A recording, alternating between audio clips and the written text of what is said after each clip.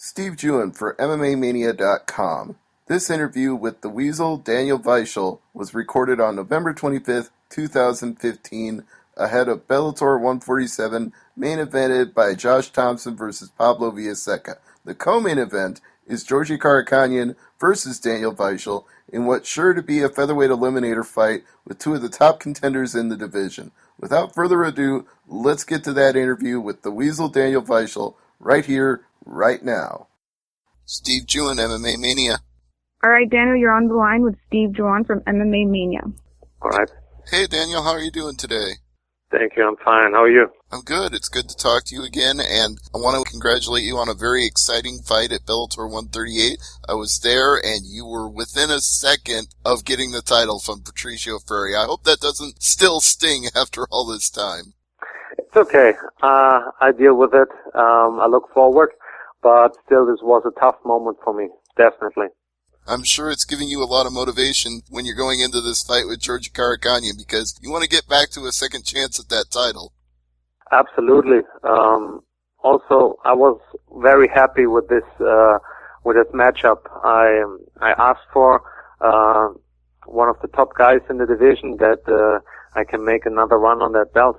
Do you feel there's any irony in facing the guy that you replaced in June? Well, I don't care about that too much. I really don't thought about it. I think I earned my way to that title shot, and yeah, that's pretty much it. I beat the former champ, Pat Curran. I won the tournament, so I was, I knew that I deserved the title shot, and so this wasn't really a replacement in my mind. That's true. You said pretty much the same thing the last time I talked to you, so consistency, I can't argue with that, but at the same time, I find it's a very intriguing situation for Bellator fans because they can look at you each as a number one contender, and they can look at this fight as an eliminator fight for who's next. Yeah, absolutely, and I'm very happy that this is happening because, yeah, that's what it's all about, to become the champion, and that's what I train for, that's what I live for. And yeah, so I'm super excited to go for that fight. Obviously, you don't want to give away the complete strategy for the fight. At the same time, as a reporter, I have to ask you the question, what is your plan for fighting Georgi Karakhanyan, especially with his submissions like the submission we saw of Bubba Jenkins? You know, I don't care too much about his game. For me, it's always doing my thing, keep my focus for 100% for 3 rounds. And when I keep my focus, when I stay sharp and concentrated, there's nothing that he can do to me. And I will be sharp over there. I will bring my A game, and then I will beat Georgi inside that 3 rounds, 100%. That's fair. I will say that Georgi said he thinks he's found a chink in your armor. He thinks it's your chin. What do you say to that? Do you think there's any merit to that, or do you think he's just hyping up the fight? I don't care about what he's saying. My chin is good. I know that. I spar every week, many times, and I know that I can take a shot. That last fight, it's not in my head. He caught me clean, right on the jaw, right on the bottom. Everybody goes down when he gets a shot like this, and so yeah, I look forward. My armor is great, and I can't wait to battle it out with him. And to be fair, he should be worried about your power too, because we all saw it. Especially me sitting right there cage side for that fight. You have power and you were 1 second away. You know, he should be worried about getting caught on the button just as much as anybody else. Definitely. I will keep my eye on him, and when I see the moment, I will pick my shot and he will feel my power 100%. And when he feel that, he will go down. Well, it's going to be a fun fight, but I also wonder how you feel about the fact that there's been a changing of the guard in the division since the last time you fought for the title, because Patricio is no longer the champion and Daniel Strauss is. So what are your thoughts about the new champion? My congratulations to Daniel Strauss. He did a great job that night. But for me, it doesn't matter who is champion. I have that mindset that I have to put anybody away in front of me to become the champ, and So for me, it doesn't matter who it is. You wouldn't even care then if say, they had a fourth match and it actually turned out that Prairie won the title back. You'd be happy to face the champion no matter who it was. Definitely, no matter who it is. If it's Pitbull, if it's Strauss, if it's somebody else. I just want that belt, and I would take it away from anybody who has it. Fair enough. There's a lot of fighters in Bellator right now who are international, who are in Japan, Germany, France, all around the world, and we've seen a lot of turbulence internationally lately and the horrible events in Paris. Does that affect your mind at all when you're traveling for an event like this? Definitely. You can't shut your mind down that you don't realize what's happened out there, even if you are in a situation where you're preparing for a certain thing. You see this and you definitely think about this, and it's very tragical, but I don't worry about traveling. I don't think that anything is going to happen. And yeah, that's not really on my mind. I'm sure I get safely to California.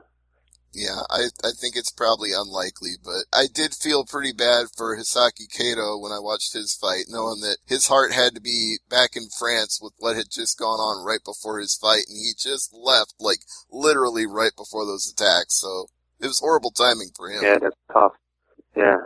Our thoughts and prayers with everybody that's suffering from terrorism right now, but hopefully they can just tune it out for a little bit on December 4th, come to the event center, watch it on Spike TV, and just have some fun for a few hours. Yeah, absolutely. So, you look at this featherweight division, it is the most competitive in Bellator. I don't think anybody will disagree with that. You're right up there at the upper echelon, and right beneath you is a whole crop of guys that are hungry, just waiting to get this same kind of shot that you and Georgi Karakhanyan are getting. So, let's say that it's not next for a title shot. There's maybe one or two more fights. Do you have anybody in mind that you'd like to fight that's right underneath? No, not really. Also, I don't think about any other opponents than Georgi Karakhanyan right now. So my mindset is it's very clear that I'm willing to fight anybody, and right now it's Georgi in front of me that is in my way for the belt. So I treat this like a title fight. This is the motivation I go into every fight since I've fought in Bellator.